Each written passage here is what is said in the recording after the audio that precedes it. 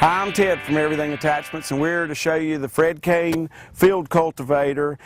This is different than your regular garden cultivator. This is really meant for fields, rough terrain, tearing down plants or gardens that had grown, anything like that, or loosening up old ground that's been really packed tight, and you just want to rip it up.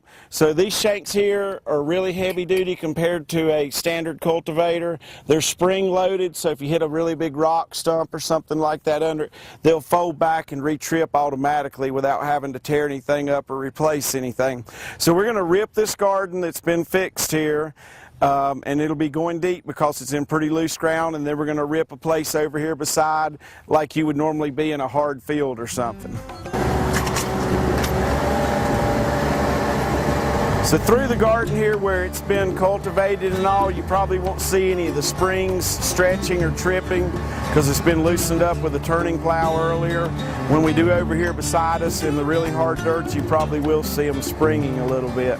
But that levels everything out. You can take the center one out and cultivate your crop like a cultivator, but then you can do a really rough field also.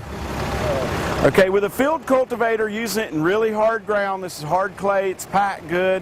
One thing, a field cultivator, to really get it deep like you think you want it, it takes a lot of horsepower to pull it. This is a fairly lightweight tractor. This is a 7-shank ripper. If it's pulling too hard and your tractor's spinning, what you can always do is drop off the 2 outside rippers. Whether you bought a 9, wanted to go to a 7, really probably this would pull a 5-shank with no problem as deep as you want to go. We'll see what it does with a 7. If it pulled too hard, we could simply take 2 of these shanks off. There's so many bolt holes in here, you have almost an infinite amount of spacing to space them any way you like. Okay, Peanut, give it a try in that hard ground. So you can see the springs. I see the tines coming back already. Between that wiregrass and this hard red clay that hasn't been broken, the springs are letting the tines come back a little bit, just like if it were hitting a rock or something. Sometimes it takes 2 passes to get a really good broken ground in ground that's not been broken.